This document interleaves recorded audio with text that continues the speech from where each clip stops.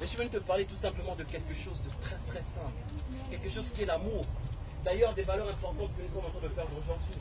Tu rentres dans un erreur, tu es tellement fâché que tu t'assois à côté de quelqu'un, tu ne calcules même pas la personne.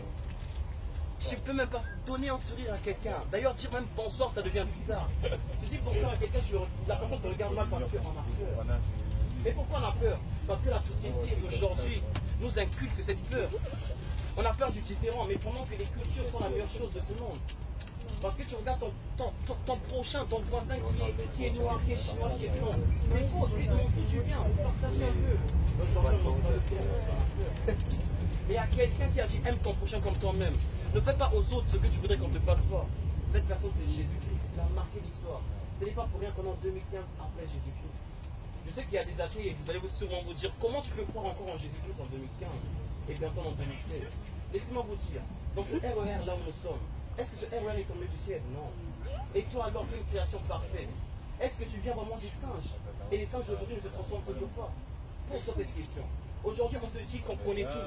D'ailleurs la science, j'aime bien la science parce que la science nous prouve que Dieu existe vraiment. La science a des limites. La science, il veut dire que les sciences nous montrent que on peut donner la vie, mais le souffle de vie, d'où vient le souffle de vie qui est dans l'enfant, qui est dans la personne? Parce que je vous rappelle qu'il y a des enfants qui sont nés, mais ils sont morts déjà. Ils sont nés morts, ces enfants.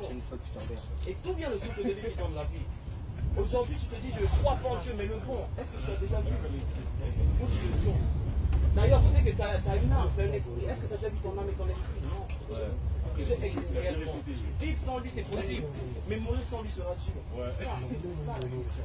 Cherchez Dieu pendant qu'il est temps. Car Dieu a tant aimé le monde qu'il a envoyé son Fils unique qui est Jésus-Christ, afin que vous et moi, pas dans la haine, mais dans l'amour, qu'on ait la vie éternelle en Jésus-Christ. Que tu sois musulman, que tu sois chrétien, que tu sois athée, cherche Jésus-Christ. Car c'est le seul chemin, la vérité, la vie. Ce n'est pas un simple prophète, il est plus qu'un prophète. Il est mort et il est ressuscité. Et c'est la seule personne qui te donnera la vie éternelle. Que Dieu vous